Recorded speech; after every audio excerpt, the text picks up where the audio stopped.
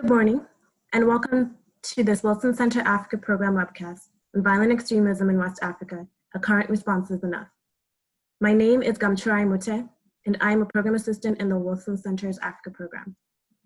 For those who are unfamiliar with the Wilson Center, it was chartered by Congress in 1968 as the official memorial to President Woodrow Wilson. The Wilson Center is the nation's key nonpartisan policy forum for tackling global issues through independent research and open dialogue to inform actionable ideas for the policy community.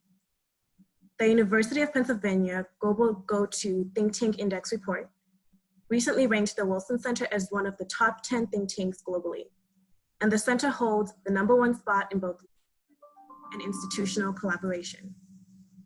The Wilson Center Africa program works to address the most critical issues facing Africa and US-Africa relations, build mutually beneficial US-Africa relations, and enhance knowledge and understanding about Africa in the United States. Today's event is held under the banner of the Southern Voices Network for Peacebuilding. Established with the support of the Carnegie Corporation of New York, the SVNP is a continent-wide network of African policy, research, and academic organizations that work with the Wilson Center's Africa program to bring African knowledge and perspective to US-African and international peacebuilding in Africa. One of the main components of the network is the Research Scholarship Program. Scholars from member organizations are hosted by the Africa program here in Washington, DC, for a 3-month resident scholar program. The select complete a policy-oriented research project and engage with US policymakers and practitioners. The scholars share their research findings with these policymakers and practitioners while simultaneously bringing local context and knowledge into US policy discussions. Today, SVNP scholar, Mr. Osei Before Frimpong, will share the results of his research project with us. For those following online, we are live tweeting today's event and taking questions on Twitter and via email. To join the discussion, please tweet your questions and tag Africa Up Close and use the hashtag violent extremism. You can email your questions to africa@wilsoncenter.org. We will also be holding 2 more SVNP scholar events. Tomorrow, June 3rd, we are hosting an event titled Peacebuilding in the Democratic Republic of the Congo, Revisiting the Toolkit with Father Rigobert Minani. Next week on June 8th, we're hosting an event titled Countering Transnational Organized Crime as a Strategy for Peacebuilding in East Africa with Mr. Masai Gobena. Please see the Africa program website for more details. I would now like to introduce Dr. Monde Miangwa, the director of the Wilson Center Africa program. Dr. Miangwa will set the stage for today's discussion and introduce our speakers. Thank you, Gamu, and good morning, everyone. I want to join Gamu in welcoming all of you to this event and discussion on violent extremism in West Africa, looking at whether current responses are sufficient. Before I get into the discussion, let me begin with a backdrop against which we'll be holding today's discussion. Over the last 2 decades, we have seen an increase in violent extremism and terrorism in various parts of the continent, including in East Africa, North Africa, West Africa, and the Sahel, particularly in the Lake Chad Basin area in West Africa. In West Africa, terrorism and violent extremism have had a devastating impact in terms of loss of life, displacement of people, loss of livelihoods, and development. For example, since the Boko Haram insurgency began in 2009, it has resulted in an estimated 2.5 million internally displaced people, over 200,000 Nigerians seeking refuge in other countries, and an estimated 38,000 to 53,000 people have been killed by Boko Haram since 2011. Today's event and discussion comes as violent extremism continues to spread throughout West Africa, including in Mali, Niger, and Burkina Faso. Between 2016 and 2019, the Sahel saw a record number of deaths, with violence linked to violent extremism organizations doubled every year in West Africa. Violent extremism Violent extremist groups continue to spread their influence and attacks in the region, even as we enter 2020. In Burkina Faso alone, events related to violent extremism rose from 3 in 2015 to 137 in 2018 and have increased some more this year. In the Sahel, armed attacks on civilians are estimated to have displaced nearly 3 million people, 1 million of whom have been displaced since January of 2019. So what we're seeing is violent extremism on an upward trajectory, as well as terrorist incidents on an upward trajectory in the region. We do know that West African governments have responded to this threat at both the individual, national, but also at the collective regional levels, yet the scourge continues to grow. Some of it generated from within the region, while also being amplified by external and international violent extremist groups. At the regional level, ECOWAS has responded, and we have several response mechanisms there. At the international level, international partners such as France and the United States have also responded to help curb the spread of violent extremism. But as you look on as an observer looking at what's going on in West Africa, I think one must ask whether the threat is outspacing the response. And that is one of the questions that we want to look at, a key question that we want to look at today. With all these responses, we want to address the following questions. What does violent extremism look like in West Africa today, and how has it evolved over time? What has been its impact on the region, and how have the countries in the region, as well as international partners, responded? And more importantly, how effective have these responses been? It's not just a question of looking at the gaps or the shortcomings of the response, but I hope we're also going to have a discussion about some of the things that have worked well in terms of responding to the threat of violent extremism in West Africa, and how we can consolidate that progress while addressing the gaps. We have also asked our three speakers for today's event to speak to 3 concrete recommendations each on measures that can be taken to more effectively address the problem of violent extremism in West Africa. And we've assembled an excellent panel to discuss these and other questions. Joining us today are Ms. Liana Erdberg-Stedman, Mr. Ose Bafo-Frimpong, and Ms. Vanita Datta. We have asked each of them to speak to the issue of countering violent extremism in West Africa from their unique perspective, and as I mentioned, to offer some recommendations for the way forward in how to do a more effective job. Each speaker will offer an initial 8 minutes of remarks, which will be followed by a Q&A session featuring questions sent in by you, the audience, after all 3 speakers have finished. As a reminder to all of you listening in, you can tweet your questions to Africa Up Close using the hashtag @violentextremism, or email your questions to africa@wilsoncenter.org. With that, let me now introduce our first speaker. Our first speaker is Ms. Liana Erdberg-Stedman, who is the director of the Countering Violent Extremism program at the United States Institute of Peace, which focuses on CVE research, practice, and policy. Prior to joining USIP, she held numerous positions in the US government and the private sector. She holds a JD with honors in international law and a BS in mass communication studies from Boston University. We have asked Ms. Stedman to address the following question. What is your assessment of the violent extremism landscape in West Africa, and what are the key drivers and facilitators? Could you please provide an overview of the current international interventions in West Africa, and what is working well and what is not? And as I mentioned before, what are the top 3 recommendations for African, US, and international partners to more effectively address violent extremism in the region? With that, Liana, over to you. Thank you so much, Monde, and thank you to the Wilson Center and to my co-panelists and the audience for tuning in today. As mentioned, my name is Liana Erdberg-Stedman, and I direct the U.S. Institute of Peace's program on violent extremism. I also serve as the interim executive director of the Resolve Network. As I was finalizing my remarks this morning, I found myself reflecting deeply on the moment we find ourselves in. I've worked on national security for nearly a dozen years for some time and have had the opportunity to speak publicly in forums like this one about what drives ordinary people to believe that violence or joining violent groups is an acceptable life choice. What I've seen in countless contexts across Africa specifically is precisely that context matters and that violent groups cater to the context at hand.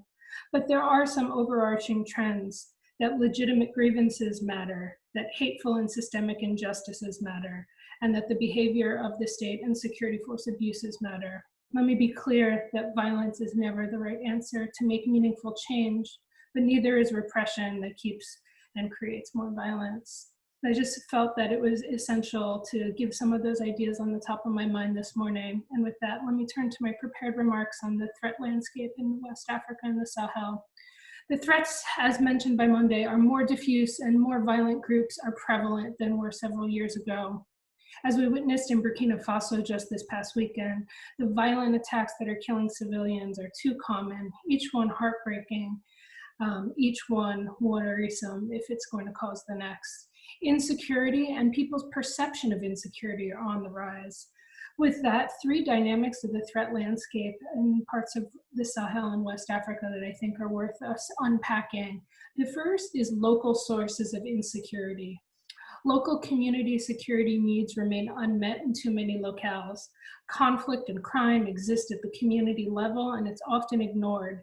Local security needs that go unmet not only harm community members, they become dangerous grounds for recruitment by extremists. They also have the potential to become a wedge issue. Communities ask, does the state even care about my security, or does it only care about threats to its power?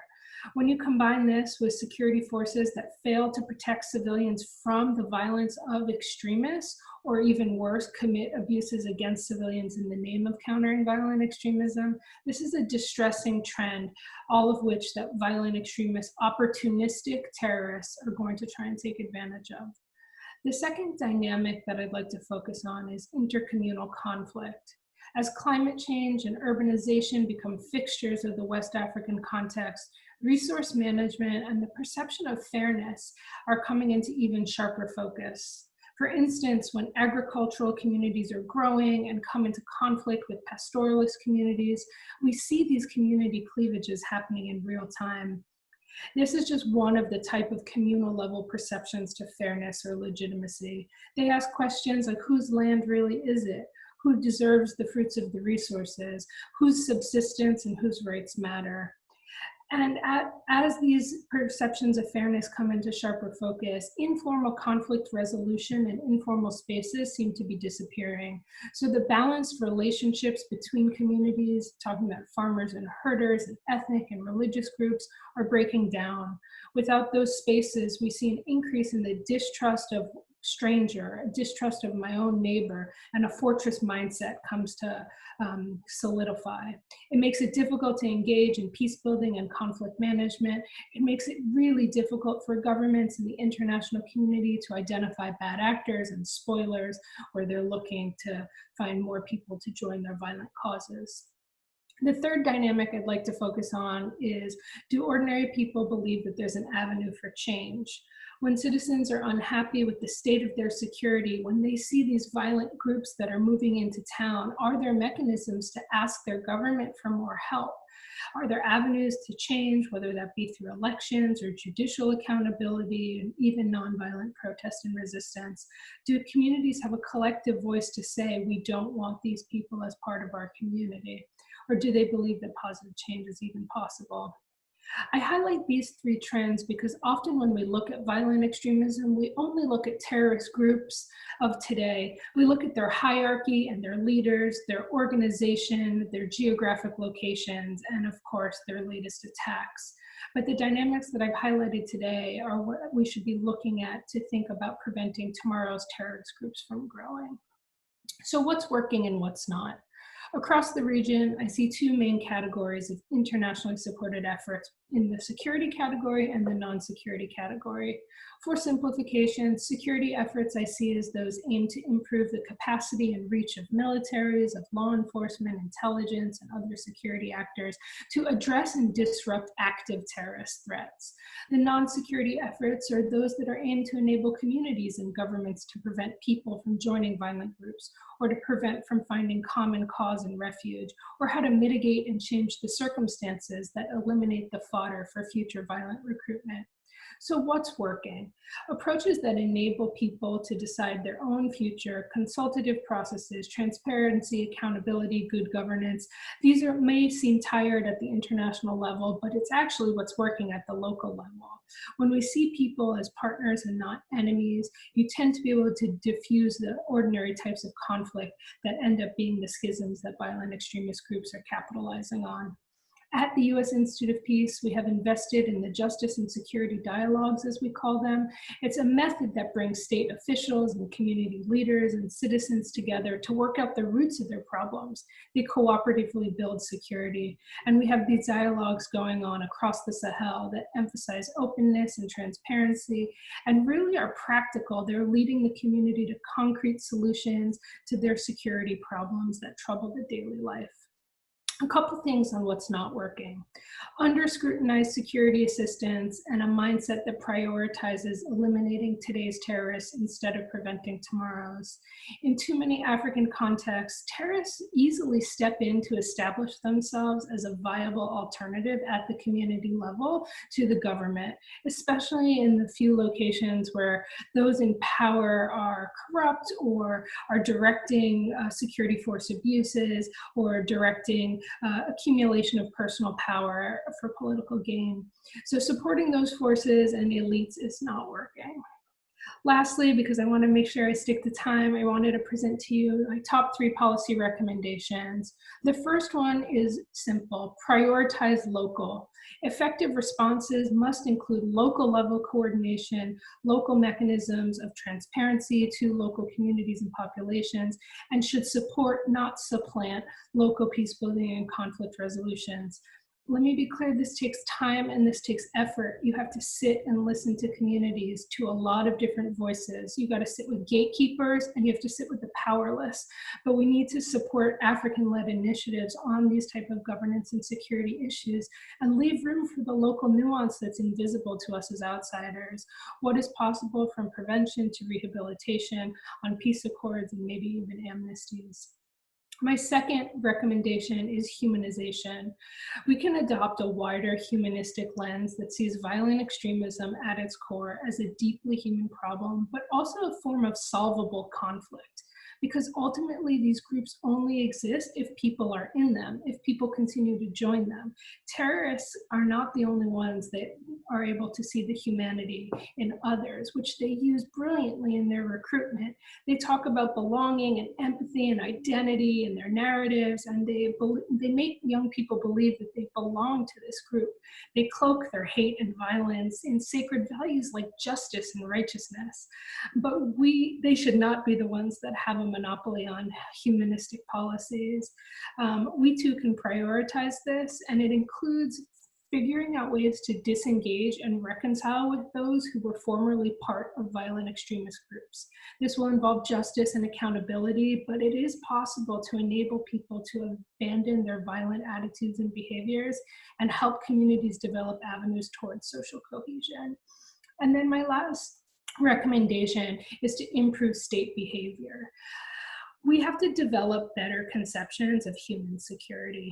I recently wrote an article with my colleague Judd Devermont from CSIS that the most effective counterterrorism is to help governments improve their behavior and rebuild citizen trust, to support and repair the broken bonds of governance and positively impact the behavior of security actors.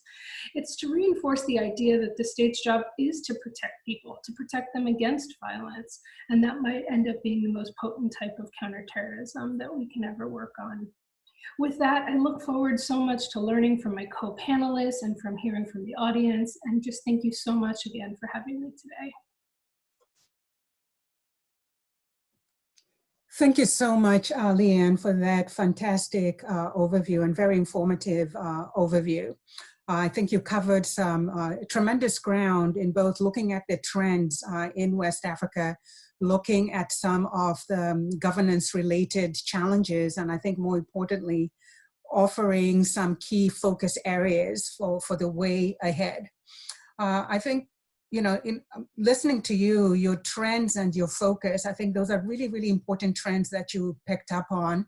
The need to meet the security needs of local communities. That's something that's lacking or compromised that we need to focus on as these, as local people feel that their security needs are not being met. The need to grapple a little bit more in a much more effective way with the factors that are driving intercommunal violence within the region. And you touched on issues related to the relationship between intercommunal violence, climate change, and resource management. I think that's really, really important. Again, we're going back to that governance issue. You touched on the issue of hope. And that when people feel that they don't have avenues for bringing about the desired change that's going to improve their lives, that creates a problem, and that those avenues for change seem diminished for many people in the region. And I think that the bigger point, and you know, I wrote this down and I thought it was really, really powerful. What you really the key point you made about the disconnect between how ordinary people define security and how the state defines security, that is something that we're going to need to figure out how we bridge that difference. I think that's a really key point. I like your recommendations, and let me just focus on the one or two that you talked about. One about that we've had too much focus on eliminating today's terrorists and not enough focus on preventing tomorrow's or the future terrorists. So how do we do both much more effectively than we have been doing? We're investing so much money on and resources on the killing of the terrorists, but not looking at what's the conditions that are generating and creating the conditions that are creating or have the potential of creating future terrorists, that we need to do a better job of that. I liked your point about ensuring agency at the local level, that you cannot resolve this issue without involving local communities and without ensuring that their agency is respected. I think those were two really, really good recommendations. And then the final one that struck me was your point about humanization, how terrorist narratives are humanizing potential recruits, disaffected people. And we need to do a better job of coming up with a narrative that prevents the terrorist and violent extremism organization from occupying that space, if you will. So what is our counter narrative to what the terrorists are putting out there? So thank you so much. And I think we're gonna go back to this point about state behavior because that's a key one. And so I'll leave that there because I think the others are also gonna touch on it about the need to improve state behavior. So thank you so much, Leanne. Fantastic job getting us started. Let me now turn to our next speaker, who's our very own SVNP scholar, Mr. Osei Bafo-Frimpong. Bafo is a regional lead researcher and conflict analyst at the West Africa Network for Peacebuilding, otherwise known as WANEP, in Ghana. He works in the area of environmental security, and his research, which we're discussing today, focuses on violent extremism in West Africa and the Sahel and how regional governments and their international partners can better respond to the threat. Bafo holds a Master's of Science in Governance and Development from the University of Antwerp in Belgium, a Master's of Arts in International Affairs from the University of Ghana, Legon, and a Bachelor of Arts in English and Sociology from Kwame Nkrumah University of Science and Technology in Kumasi, Ghana. So we have asked Bafo to share some of his research by addressing the following questions. please provide us with an overview of the main response mechanism for countering violent extremism in West Africa and analyze the effectiveness of those efforts to highlight some of the gaps in those responses, and then to offer your top 3 recommendations for African international policymakers to consider in strengthening international and regional cooperation for CVE, but also strengthening the overall response. So Bafo, my friend, the show is yours for the next 8 minutes. Thank you very much, Dr. Monday, and a very good morning to my fellow panelists. As you mentioned in your opening remarks, that the West African sub-region has experienced an alarming rate of terrorism over the last decade. And this has also invited interventions at the regional, international, and also national levels. At the national levels, one critical framework that has been, at the regional level, one critical framework that has been developed by the ECOWAS is the ECOWAS Counterterrorism and Implementation Plan in 2013. The strategy is articulated on 3 main pillars. Number 1 is to prevent, which requires member states to adopt and implement effective legal regimes to eliminate the root causes of terrorism. And 2 is pursue pillar, which is meant to enable member states to undertake rapid action against terrorist attackers. Then also to reconstruct societies that has been damaged by terrorist activities. And beyond that, there are also other military responses. Number 1 is the Multinational Joint Task Force established by the Lake Chad Basin countries, which is also under the mandate of the African Union Peace and Security Council to combat Boko Haram violence and cross-border crimes in the Lake Chad Basin.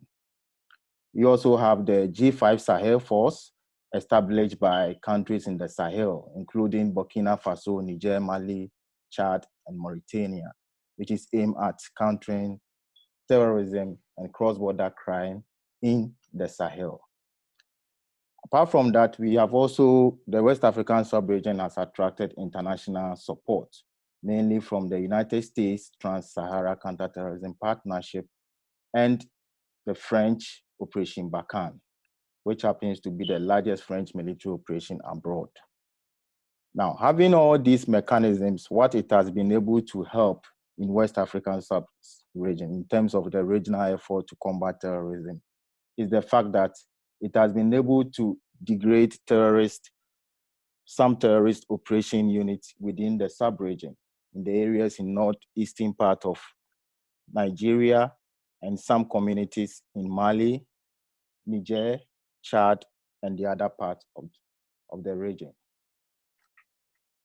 In terms of its also contribution, it has led to institutionalization of several regulatory frameworks at the national levels, where we've seen countries beginning to establish institutions in order to combat terrorism at the national level.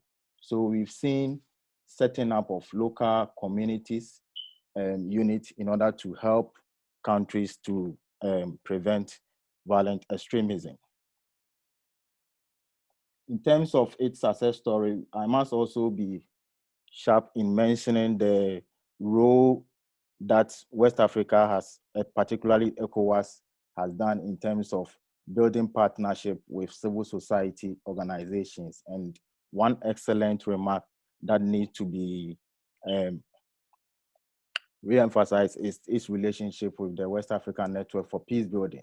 And this has contributed in terms of area of early warning, which has been a major challenge to peace building.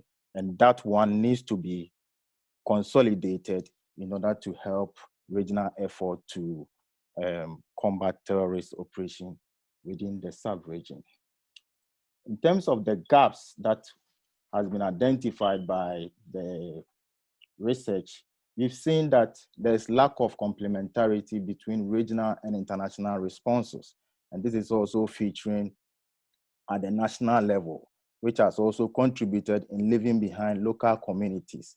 West Africa has existing peace-building infrastructure, particularly at the local level, But over the years, our response strategies have ignored these things in terms of building resilience, but it remained largely untapped. Secondly, our responses have also been militaristic, which has left behind the human security component. At the base of our regional challenges is human security challenges related to climate change and its impact on livelihood resources, which has also affected population, particularly the youth who largely depend on agriculture to sustain their livelihood. So we have ignored some of these challenges. And also critical stakeholders, particularly women and youth groups, have also not been brought on board to participate in the fight against terrorism. Then the issue of funding also remains a critical challenge. We have over the years relied on external support to fund terrorist activities, a counterterrorism operation within the sub-region. And that has proved to be unsustainable for the region. In terms of our policy recommendation, I have noted 3 key policy recommendations. Number 1 is the need for the region to begin to harness existing local peace-building mechanisms in order to bolster resilience at the community level. This will help ensure inclusive participation of local population and key actors at the local level, traditional authorities, women and youth groups, in order to bring them on board to play a critical role in enhancing resilience. Then there is also the need for us to prioritize human security in our counterterrorism strategy, because our challenges at the base or at the heart of our regional vulnerabilities, they are largely issues related to governance capacity. We have institutional challenges. Number of our youths are unemployed, and we are also faced with the challenges of resource depletion, which is affecting the livelihood of population. So if you have much of your strategies focused on the military, you largely leave behind some of these things, which is also important. And for me, I think that issue remains critical for us to address. Then also, we also need to promote context-specific responses to terrorism. West Africa's security narrative has largely been overgeneralized, and therefore we seem to be focusing on the one-size-fits-all approach without looking at the context specifics. The level of vulnerabilities that is generating violent extremism or terrorism in northeastern Nigeria are not necessarily the same as that of Burkina Faso. And therefore, there is the need for our strategies or responses to begin to look at the context-specific strategies and also bring on board other critical stakeholders at the local community level, because that is where we have most of the threats emanating from. So that would address the gap between the local communities and the national levels. So overall, I will suggest this as my initial submission and give the opportunity to others. Thank you very much, Dr. Monde.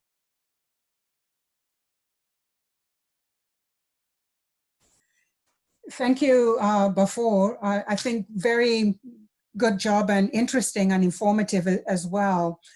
Talking to us about how West Africa does have a strategic framework in place for countering terrorism and violent extremism. I think one of the issues you touched on, but not too much, but maybe you can get into that later on, is how that strategic framework has been translated and implemented and domesticated at the national level in the various countries, because I think that's going to be key.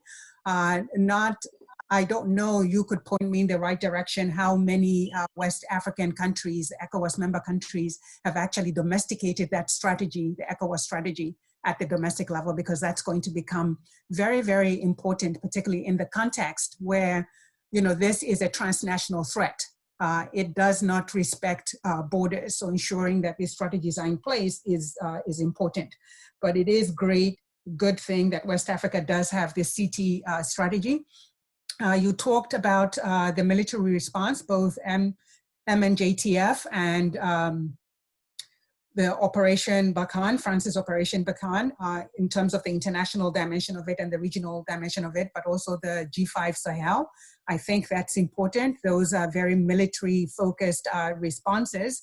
And you said there's been some success in degrading some of the terrorist groups and organizations, although I think that that threat also continues to morph almost on an annual basis as alliances are built and affiliations are built.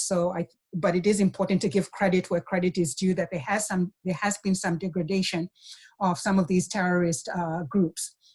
I think when talking about what has worked well, you have talked about the institutionalization of combating terrorism at the national level. So I think we'll talk a little bit more about that. And a key point, which also goes to what Liana was talking about, is you mentioned ECOWAS building partnerships with civil society. I think that's really important. And the question is, what else can we do to consolidate those partnerships to get at the heart of what Liana was talking about in terms of bringing local communities into the fold so that they own this and they're in a better place to safeguard their security, to safeguard their communities.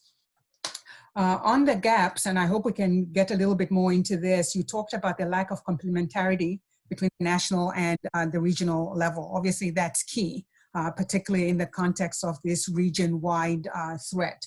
So we'll talk a little bit more about that. You also talked about West Africa not using local, traditional peace-building infrastructure that already exists. That you have this official framework that's really focused at the top on the national level, but has not really created enough space for that local West African infrastructure that exists to be a part and parcel of this fight against terrorism and violent extremism. You also touched on the military focus, that there's been too much of a focus on the military side enough and not enough on the human security side, which Liana also talked about. But you brought in the perspective about the long-term implications of this focus on the youth in the region. We talk all the time about a youth bulge in Africa, including West Africa. And when you have this heavy militarization, not enough focus on the future of youth that don't see a future for themselves in the region, this has huge, huge implications for how we move forward and how the region battles this scourge. I thought this was an important point. You talked about West Africa's over-reliance on outside financing to fund counterterrorism and violent extremism. I am reminded, and I quote this often, I'm reminded of the good Ghanaian general, actually, General Anyidoho, who was in a meeting one time, and he talked about how you cannot fund security with another man's purse. It will not be sustainable security. And so I think looking long term, yes, there's a need, the international community can contribute, but how does West Africa take more ownership of this agenda to fund it, to resource it, so that it is sustainable over the long term?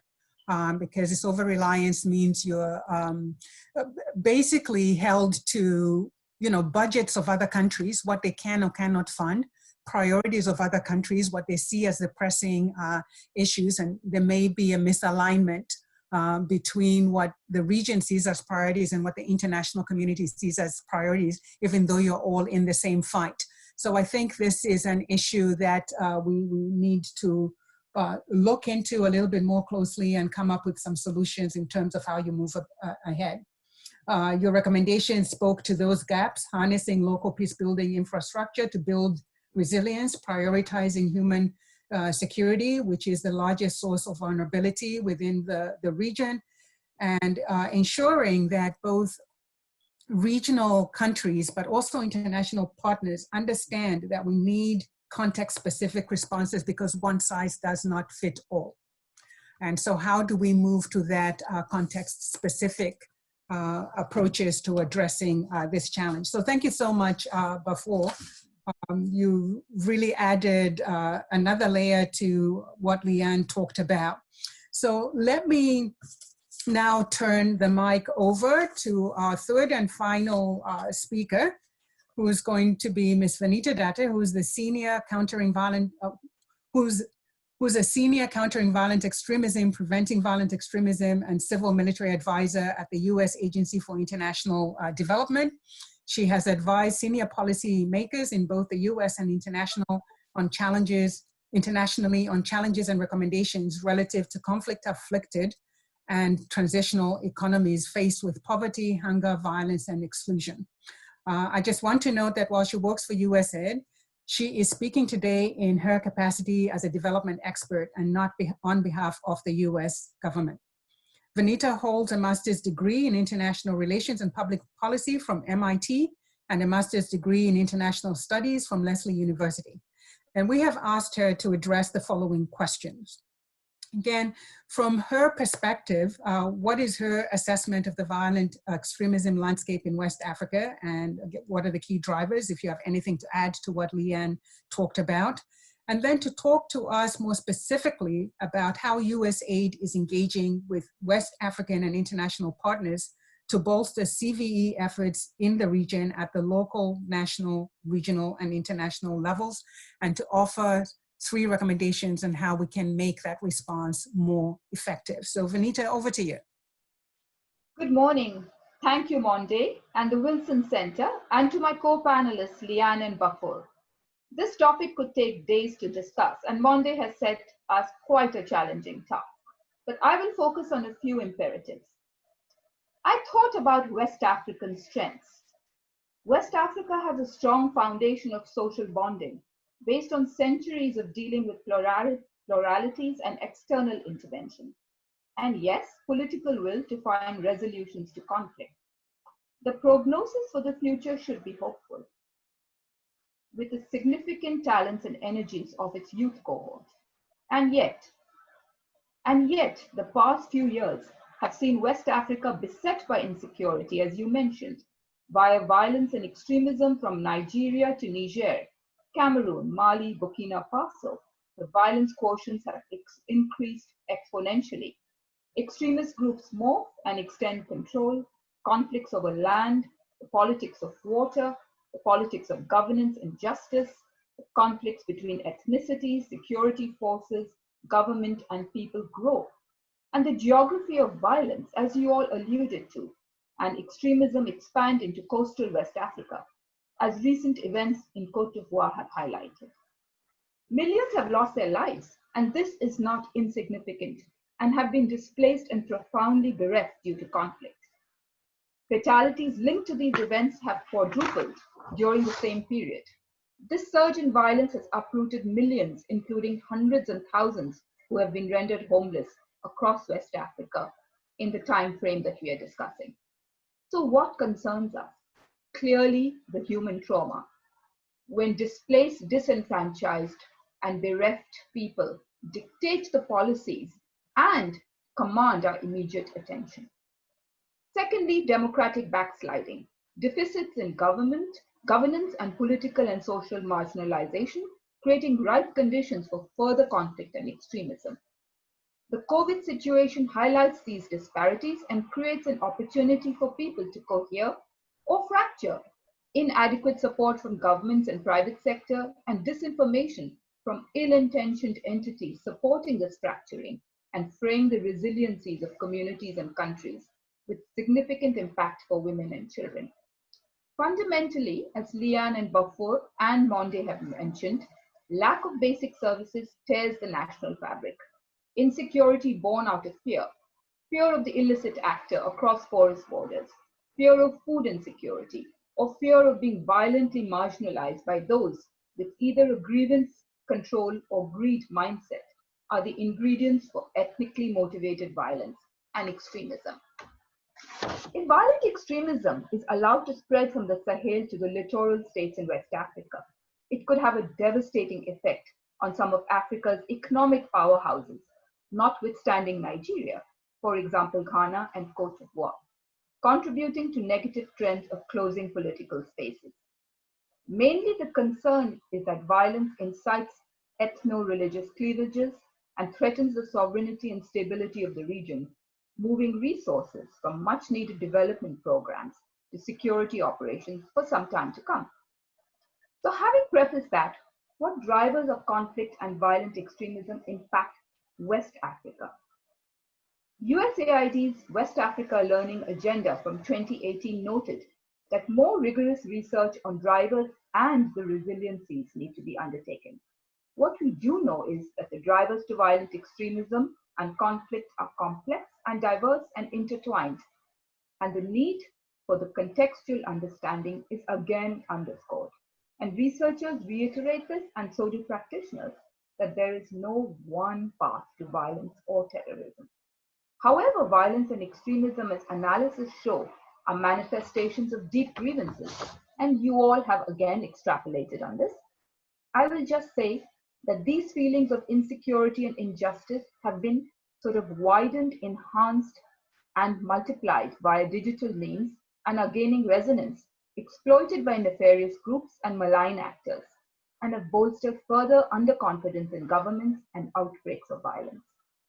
Finally, it might be worth noting that when one racks and stacks results of assessments or drivers of violent extremism in West Africa, religious ideology and or religious-related grievances do not appear as a primary cause, but they can and have been exploited as a lever for violence.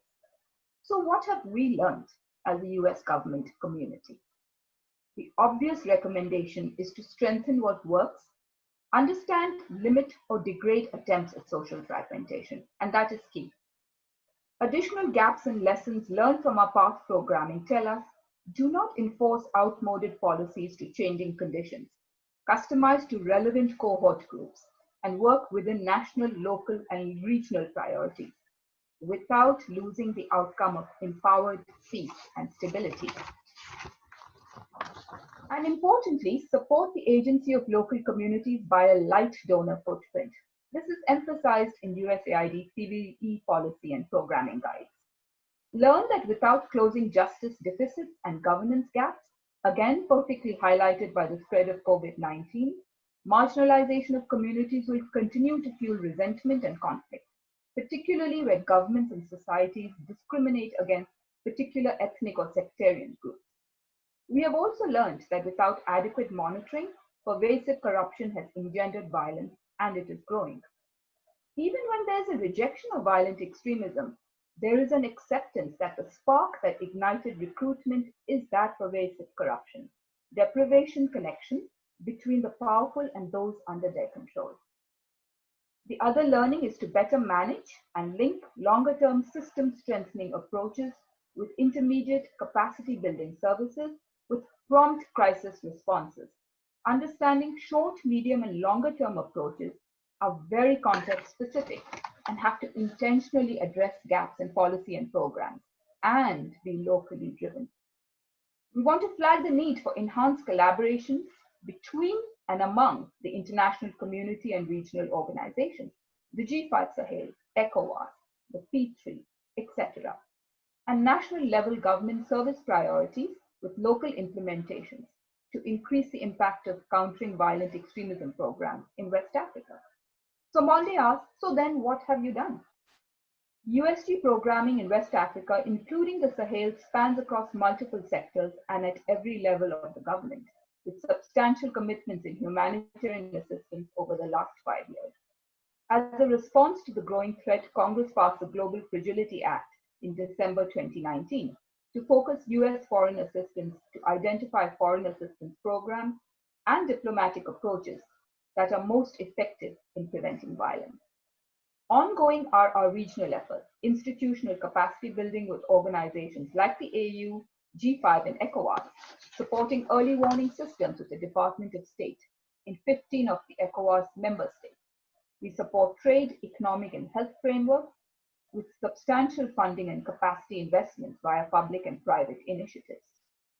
Another instance is USAID's multi-million resilience in the Sahel Enhanced program in Niger and Burkina Faso to build the resilience to climate and other shocks, also supporting livestock and crop yields and focusing on women's entrepreneurship and climate-smart agriculture.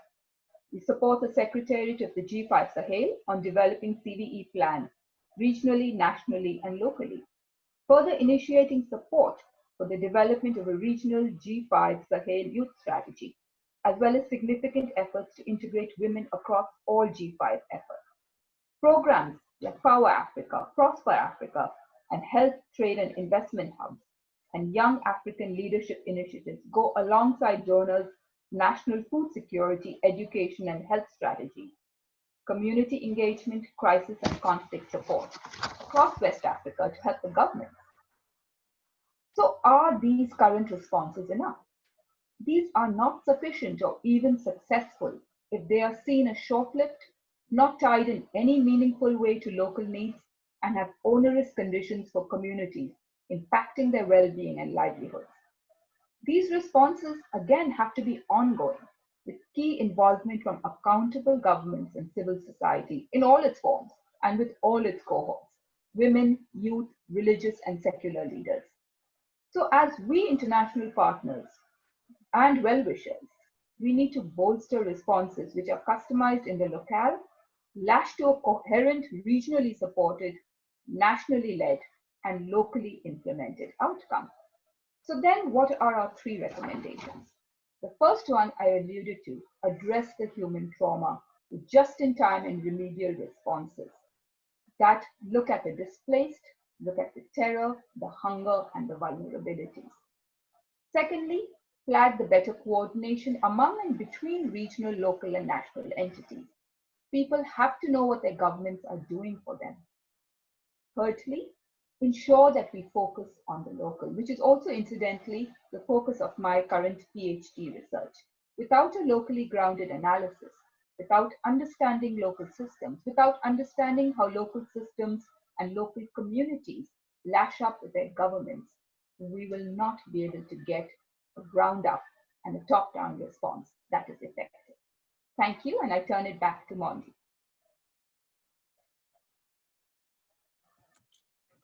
Thank you, Vanita. Excellent presentation there. I think we can get a little bit more into some of the points that you raised. I think you reinforced a number of points that both Liana and Bafor had talked about, but you also raised the concern about the possibility of violent extremism spreading from the Sahel to the coastal states, and the implications that that has overall on the region, and how we then combat this scourge over a much wider spread of countries, and the impact that this would have on the West Africa region. You raised a number of concern, and I think this is really important that you raise this. I think too often we don't talk about that human trauma, not just in its immediate sense, but also how it carries over for generations. And so that is an important part of it, because it informs how communities and others view their position in a particular state, how they view their value as far as the government is concerned, how they view the world and what matters and their place within that world. So this human trauma dimension of it for me is really, really important. And I think it's one of those things that we have found, or I at least have found to be missing in many times when we talk about violent extremism and its impact on people and regions. You also raised the alert about democratic backsliding, that we need to keep an eye on that, particularly in the context of, we are talking right now that in a lot of cases, at the heart of violent extremism, at the heart of the ability of violent extremist organizations to recruit are these perceived government grievances. And that if we're now layering that over with potential democratic backsliding, then we should be ready to see an increase in that violent extremist trajectory. So I think that was a really important point that you raised.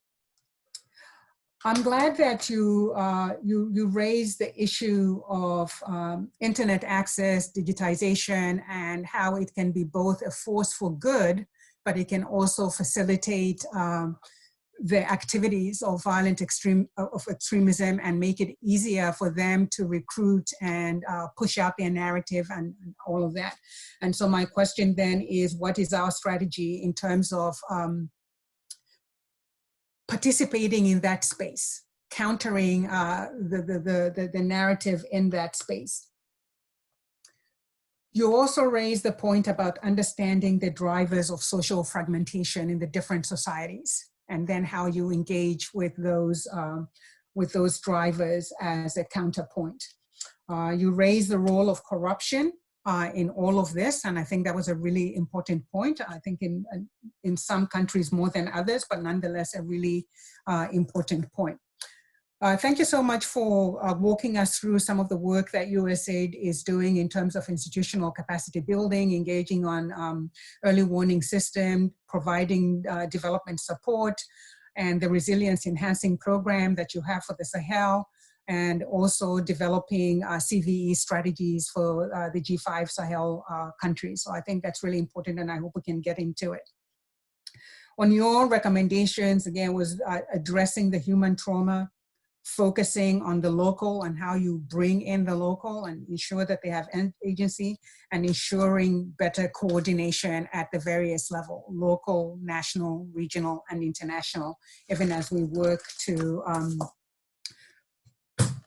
develop a stronger and more effective response. So what I hear from all three of you is really that governance is at the heart of this issue, for one, that we can't just focus on the military dimension of it, but we need to look at those governance issues that compromise human security, so we can strengthen local communities to better withstand their vulnerability to violent extremist organizations.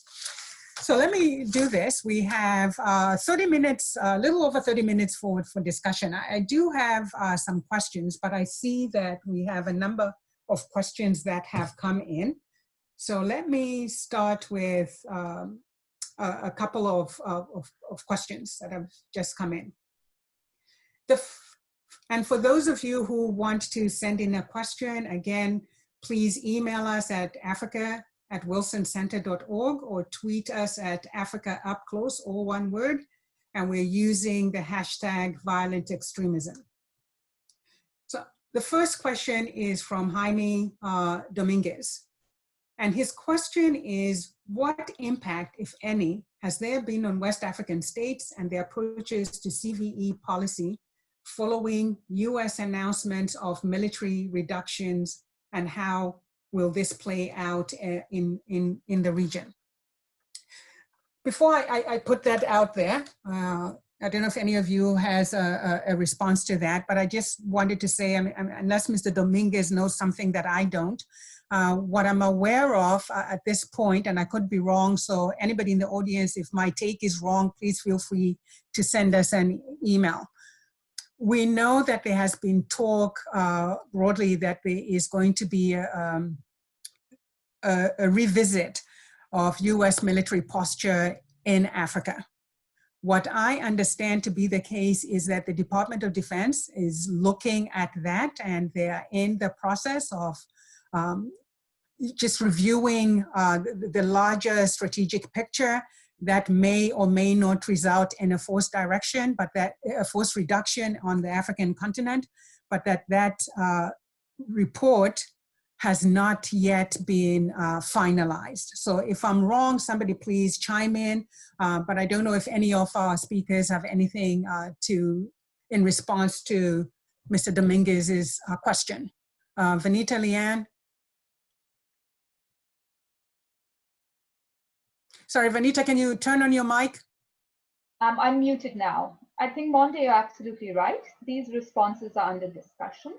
Our colleagues in AFRICOM can provide a better response to Mr. Jaime's question, and we can definitely email this question. But one thing is for sure, that the US government, including the Africa Command, commitment to Africa has not changed and will continue to be enduring in a long-term commitment to Africa. So let's put it within that framework first, and then look at the details of this response via a much more granulated response from AFRICOM. and we can always send an email to them. So let me end with that. Thank you. Leanne, did you have anything to add to that? I'll add one thought, just because this is a topic of an article that I recently wrote with my colleague, Judd Devermont, is that the character of the type of support that the US military provides to African militaries matters as well. And so it's not just the troop numbers, it's the character of what are those troops doing? And so are they working on how to do more intelligence-driven operations that reduce accidents and lower civilian casualties? Are they working on fostering information sharing with local partners, with local communities? Are they working on fostering information sharing between gendarmes and police and military, since they're all operating, especially in some of the border regions between countries and the like? And so it's more than just a question about the numbers of the US military, but fundamentally about the character of the type of work that they're doing, and does it fundamentally put the human security of those who are at risk of violent attacks by violent extremists at the forefront of what they're doing. Thank you. Thank you so much for that. And again, as Venita pointed out, I'm happy to pass this question on to some of our colleagues over at DoD. They might be in a better position to give you a little bit more detail, but that's what we know for now. And so I hope that is helpful. I do like your response, Leanne, was very helpful, that it's important to look not just at the numbers, but also the character of what the US military is doing on the African continent and how they are engaging with the various actors on this issue of terrorism and violent extremism. So thank you so much for that. We have another question that just came in from Mr. Ni Akwete. And his question is, do the ordinary people of West Africa and the Sahel see the violent extremist groups as liberators, or are they flocking to live within areas under the control of these groups? So before, let me start with you on that one.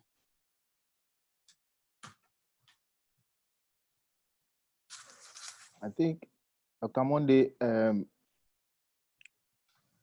the security situation within West Africa and the Sahel is such that it depends on the drivers. A lot of local communities have lost their livelihood largely due to governance ineptitude in order to respond to the basic needs of the people in areas of basic education, health, and other infrastructure that improve the well-being of the people. Another critical challenge is unemployment among people. There are many ungovernance also spaces within the region, which has created space for terrorists to operate. So we've seen terrorists also coming in as part of their strategies to provide some of these things to local communities. So that has also affected the relationship between the state and the local people. And terrorists exploit that to radicalize people and also recruit them at their front in order to pursue their activities. So some of them who have received such help from terrorists are likely to owe allegiance to terrorist groups rather than the state. So it depends on the affected communities and those people who are engaged in that. So while some might see terrorists as liberators, there are those who have the benefit of state capacity in terms of responding to their needs, also seeing the state as agents of development. And therefore, it depends on the situation where the individual finds itself. But I believe strongly that given the governance challenges and our inability to provide basic services to improve the well-being of local population, particularly in areas where governance have proved to be ineffective, those people are likely to owe allegiance to terrorist groups. Thank you, Bafo. I don't know if Leanne and Venita, you had anything to add to that? I just was going to add, I don't know if they're flocking to the various terrorist havens in West Africa.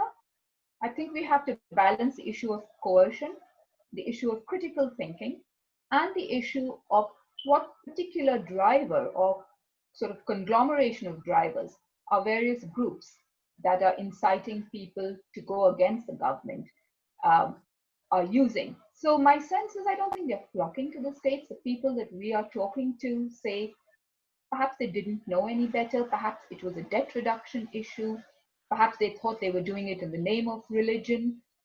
And many of them who have wanted to come back and are sort of freeing themselves from the violent extremist groups actually tell of pretty horror-driven stories. So I would sort of nuance that question a little bit differently and see under what conditions are people being adherents to these various groups. Sure, thank you. Liana?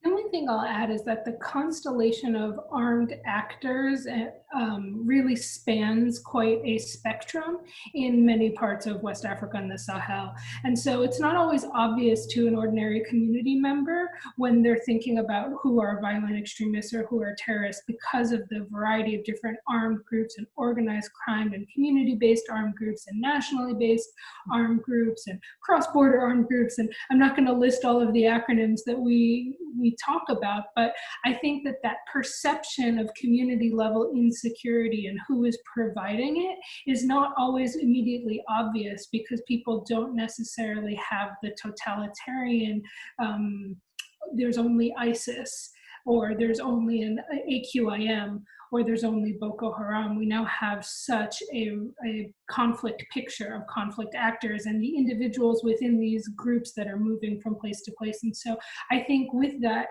the ways in which communities view a lot of armed groups and armed actors is also not, it's not a one or the other type of understanding. And so with that, I think there probably is perhaps still not, I still think that the vast majority of people do not support armed groups whatsoever, but there probably is a bit more nuance in some of the places where some form of armed group has provided personal security or community-based security. Right, thank you. And let me just add on to that. I think one of the studies that I have looked at on this is UNDP's 2017 study on the journey to extremism in Africa, which explored the biographic and personal perspectives of individuals who had been radicalized and recruited into violent extremist groups on the continent. And what they wanted to do is to understand the factors that inform vulnerability. The study interviewed 718 individuals, 495 of whom had voluntarily joined these extremist groups, and 78 who were recruited by force. And then another 145 who had no affiliation with an extremist group. So one of the factors that came out very strongly, and all of you touched on this, especially you, Liana, I think you're the first to raise that, about the lack of confidence in and grievance towards government. 83% of the 718 individuals who were interviewed for this study agreed that the government only looks after the interests of a few, while 70% of voluntary recruits had no confidence in their government at various levels. On the grievances with the security forces, voluntary recruits had no confidence at all in their military. 76% of those had no confidence in their military. 82% had no confidence in the police. 75% had no confidence in prison officials. And 76% had no confidence in the intelligence services. And the killing of a family member or other government action was high on the list of factors intersecting why individuals move towards membership. With that as a backdrop, what are some of the measures that can be taken in terms of building, concrete measures in terms of how you build more confidence in government, and in terms of working with the security forces to increase this level of confidence in the communities that they serve and interact with? You want to start, Finito, and then I'll come to you before, and then Liana? Thank you, Monde. I think that's a great question. And so when we've been looking at some of the work that we've been doing in our rehabilitation and other endeavors, working from the development perspective with security agencies, is really ensuring that security agencies understand the do no harm and the human rights perspective in all its broad and very concrete terms. It's very important also that security forces are recruited from within their own communities so that they actually understand what community policing is. Not only sort of the national level communities policing, but the local community policing. How do you engender this trust and confidence? If you affiliate yourself more proactively, if you understand what are the vulnerabilities and the pain of the community, and you induce confidence building measures. Often community policing and police and local gendarmerie are not well paid. So the dignity of their office can be eroded by corrupt measures. How do you ensure that the sense of community, sense of state, and sense of country is viable and palpable within the security forces? And to ensure that individual dignity is maintained, not the dignity of hierarchy, not the dignity of wealth, but the individual dignity is maintained, and the police are empowered not only to enforce law and order, but also human dignity and stability. And that's some of the training that our justice experts, as well as our State Department and DOD experts, are trying to do. And I hope that answered some of the questions. Sure, thank you. Liana or Bafor, you have anything more to add to that, or shall we move on to the next question? What I will add, Dr. Monde, is that it's very important for our governance to begin to be responsive to communities, to address local grievances in terms of providing them the necessary infrastructure and that will enhance their livelihoods. Given that, I think we also need to strengthen security at the local community level by engaging local actors, particularly local leaders, religious leaders, youth groups, and women, who also play an important role in enhancing security in local communities. There should also be inclusive development in order to bring marginalized communities to the national development agenda so that they can also feel part of the state. Because continued marginalization would also fuel extremism within the local community level. Leanne, or you anything to add, or can I move on to the next question? You can move on. I think I said this in my opening a little bit. Yes, no, you sure did. You know, and we'll touch on this because I'm looking at the post-COVID environment. It has already taken a toll on globally from the economic front. It's taking a toll on African countries. No one knows what the impact from an economic and development viewpoint is going to be, but we do know that it's going to be harsh. And so I say that only to say that these challenges about how you bring everyone as part of your state building approach, how you bring everybody into the fold so that they can benefit in an economic sense from this state that you're trying to build is going to be even more challenging.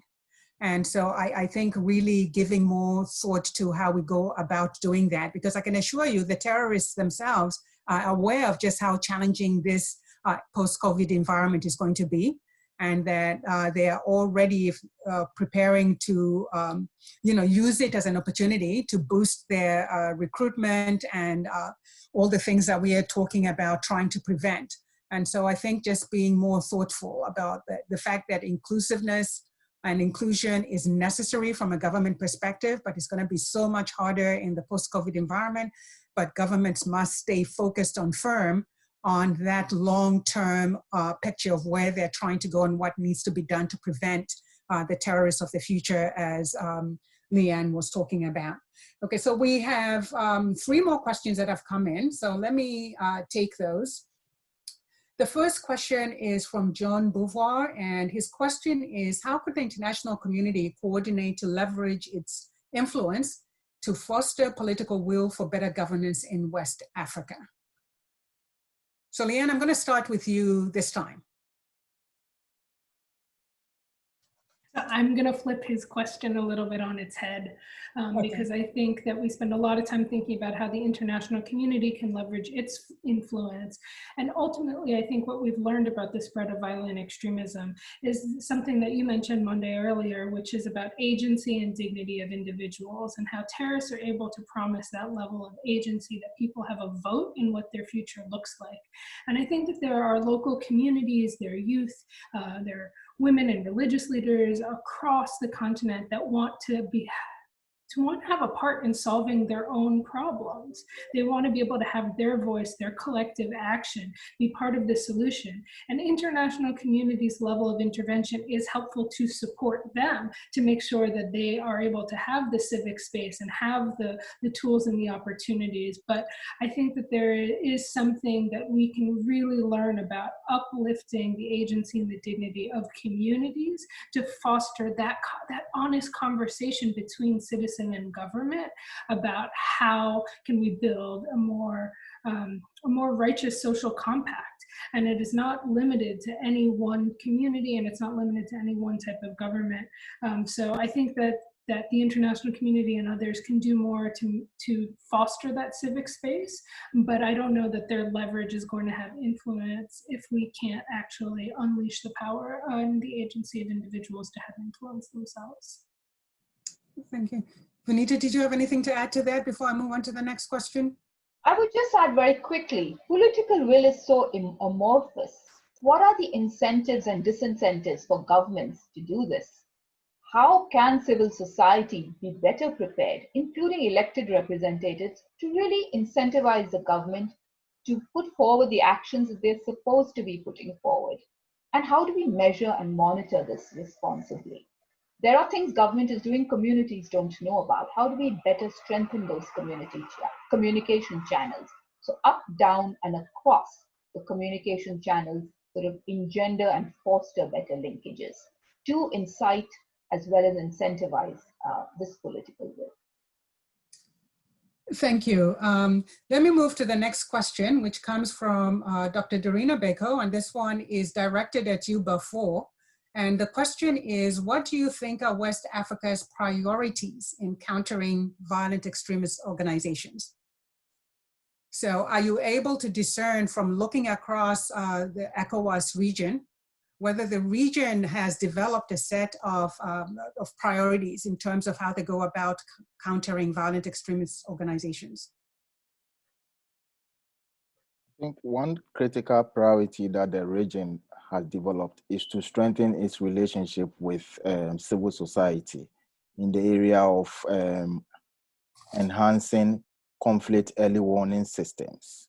And here, its relationship over the years with West African Network for Peacebuilding has been very instrumental in terms of enhancing local community conflict early warning systems in order to respond to threats to security at the local level.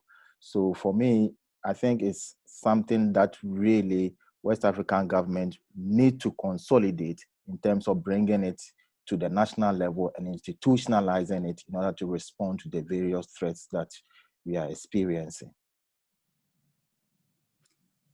Thank you. Any additions from Liana or Veneto?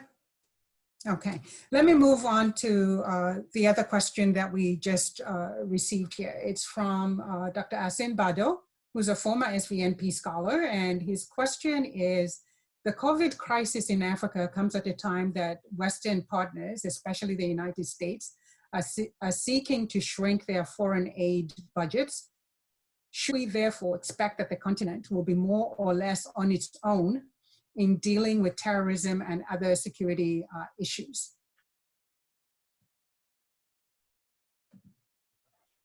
Let me first take that. Thank you, Bondi. I think this is a very interesting question, and let me correct one misperception. The COVID response to Africa, specifically West Africa, I would say, from USAID and the US government, has been pretty significant and substantial. We have a COVID task force that deals with West African governments every day in order to provide responses, both from the community, the national and the regional level. So we can put you in touch with some of our COVID responses to Africa, and we have a fact sheet on that. What does that mean then in terms of sort of declining and dwindling budgets and the shredding of sort of the security situation? The budgets for Prosper Africa, Power Africa, and other sort of large-scale efforts, including private sector development, education, health, are enormous, and many of them are earmarked. We cannot change those budgets. They're substantial and significant and really focus on basic services. And as we mentioned, from the development response to bolster up the security situation, which is actually based on multiple grievances on basic service delivery, that development response has not wavered. What we have focused on is the journey to self-reliance. What is the capacity and the commitment of African governments and civil society to continue Africa's response, especially West Africa's response to self-reliance? We cannot have a donor-donee relationship forever. We are dealing as equal partners with a proud and dignified nation and community of nations. So we want to ensure that our journey to self-reliance, again on the website, sort of captures where we are in that journey and trajectory. Liana?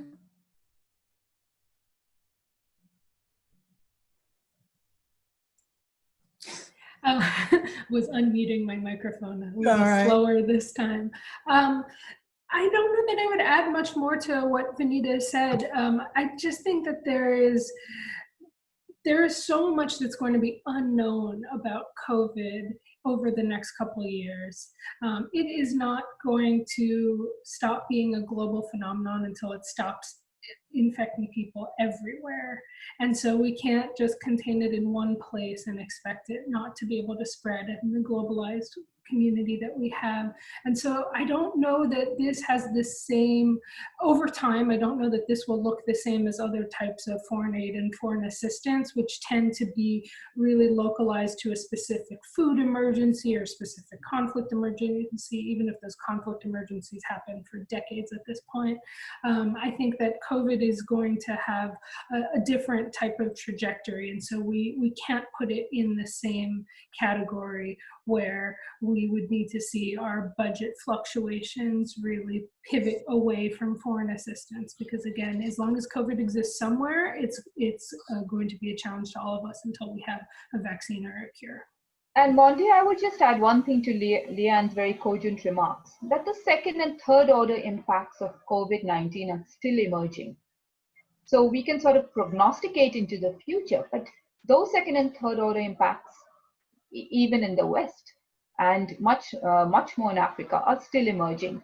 So in order to be sort of ahead of the curve, we are doing a lot of analysis and trying to figure this out with a lot of wise people who are working on these issues.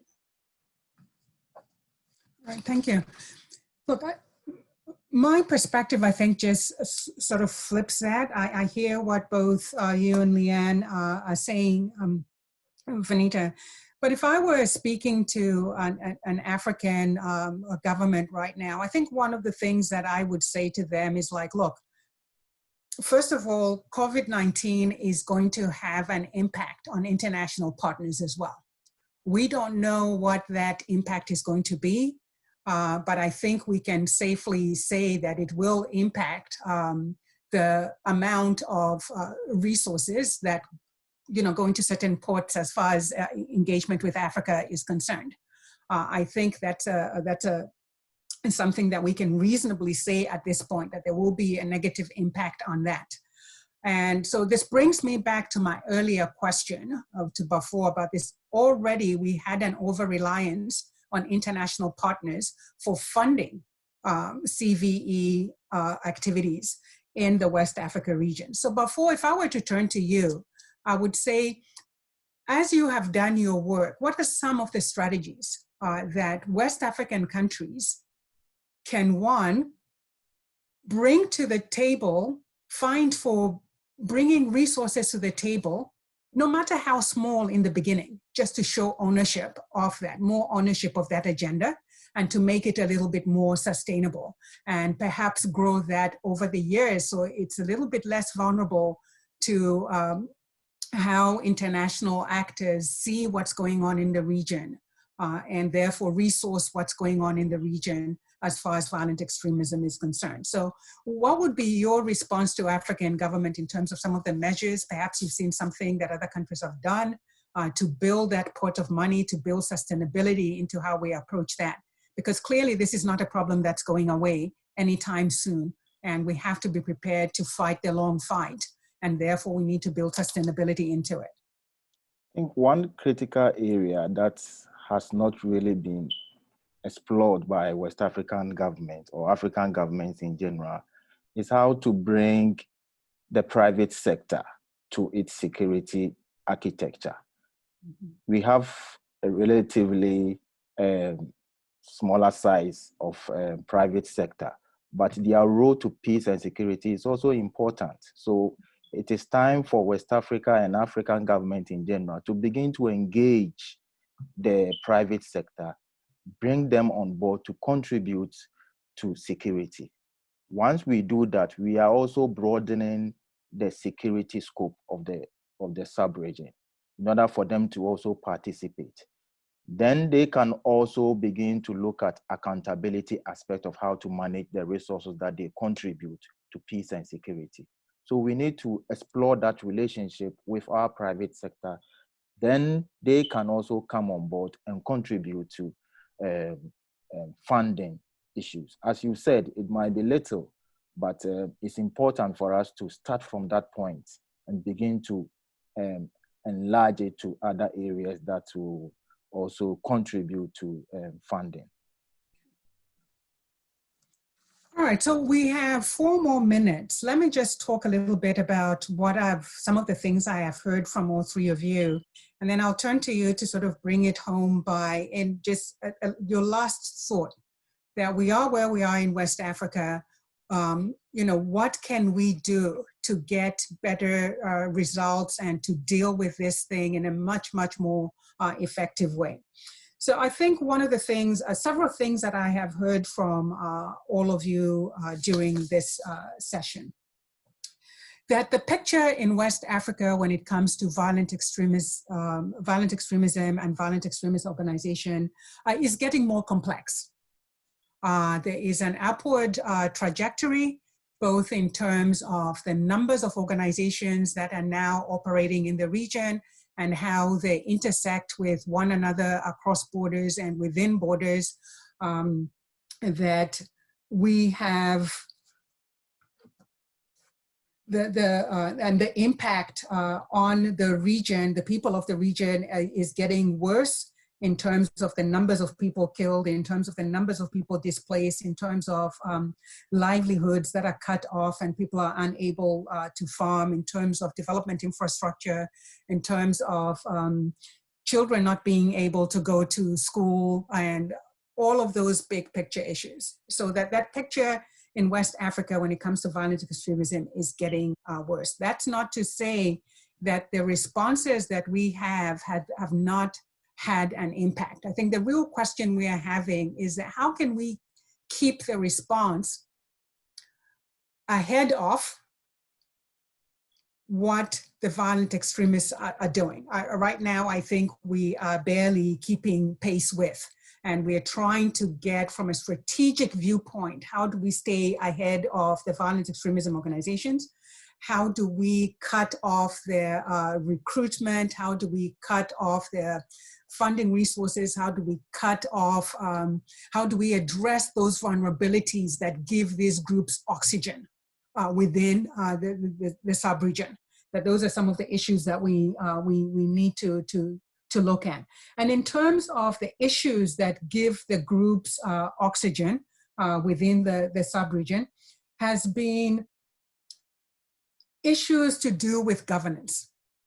And the struggles that so many countries and governments in the regions have with building inclusive societies, with building societies where everybody benefits from the national state building exercise, that is a core challenge.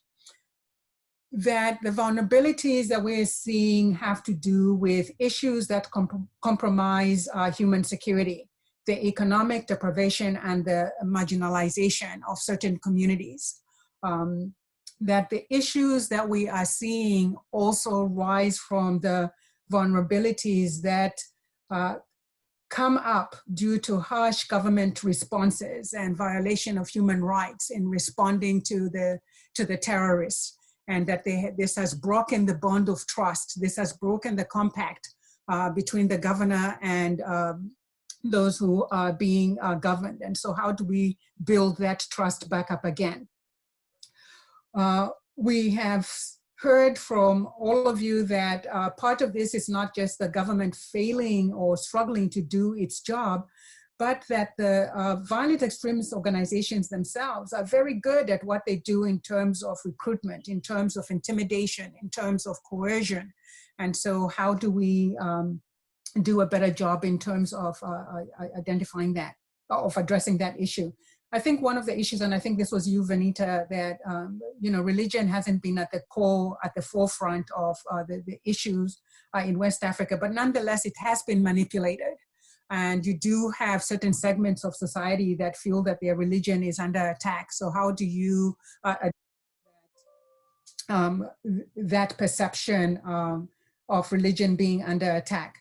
And then I think all of you powerfully spoke to the importance of putting the local at the center of what we do to address this problem, both in terms of building resilience, in terms of respecting agency, in terms of incorporating them as part and parcel of the strategy for addressing violent extremism in the region. We have talked also about the fact that right now, there seems to be an imbalance with a lot of weight being given to the kinetic side, the military side of the response, and perhaps revisiting the resourcing on the prevention side, on the building resilience side of the house, on addressing the human security and governance dimension, that we need to find a better balance on how we resource those two aspects of the equation when it comes to addressing violent extremism. And before, I want to talk a little bit, in talking about the local, you raised the importance of understanding the context. I think you and Liana, actually all three of you raised this, that context matters. We need to stop this one-size-fits-all approach to engaging with the continent, especially on some of these more troublesome issues. And you talked about some of the things we could tap into in ensuring that we don't continue to push that one-size-fits-all. That will get us the better result if we understand the traditional mechanisms that already exist for peace building, if we can bring those more into the fold in terms of our strategies and our approaches, and give people more ownership of their own security and how you protect it and preserve their livelihood. So thank you very much to all of you. I'll give you each 30 seconds to give us a final closing thought on this issue, and then I'll bring it to a close. So I'll start with you, Liana. My final thought is that I think a convincing message of peace combined with a professionalization of state agents that are involved in protecting the lives of people in communities can go a long way. It's not going to get us all the way there, but I think that that's a combination that can be tried much more fulsomely. Thank you. Venita? Thank you. I would say bolster the resiliency, focus on local agency, and ensure that you pivot and enhance local services. Thank you. And before, a wonderful African scholar, you have the last word, my man. What's your 30 seconds? Thank you, Dr. Monde. My closing remark will be, beyond the need to address the governance challenges, is the need to create more space for youth participation in the peace building and development of West Africa. And this requires the need for us to look at our youth peace building, youth development agenda in order to create more platforms for them to contribute to development and peace building within the sub-region. Thank you. Thank you so much. I really appreciate all three of you. And before, a powerful reminder of the issue that Leanne raised early on about looking to the future. And I like that we are ending this with Africa's youth and what we can do to better give them the power, the agency to contribute to and ensure their own security, but also propel Africa forward. So thank you so much to all three of you for a great discussion. I learned a lot and I appreciate your engagement with both myself and the audience. And I want to thank the audience following the conversation for sending in your questions. I thought they were really, really good questions that brought great value added to this discussion. And finally, I want to thank the Africa program staff and the entire Wilson Center team, especially our fantastic audiovisual team for all the hard work in putting this together. And as a reminder to all of you, we have 2 more SVNP webcasts in, this week and next week. Tomorrow, we are looking at Peacebuilding in the Democratic Republic of the Congo, revisiting the toolkit, which will be with our other SVNP scholar, Father Rigobert Minani. And then on June 8th, we have Countering Transnational Organized Crime as a Strategy for Peacebuilding in East Africa with Mr. Messe Gabina from Ethiopia. You can find more details on the Africa program website. And with that, thank you so much for everyone, our wonderful speakers, the audience, and the Wilson Center team. And hope to see you tomorrow. Thank you. Thank you. Thank you. Thank you, Dr. Monday.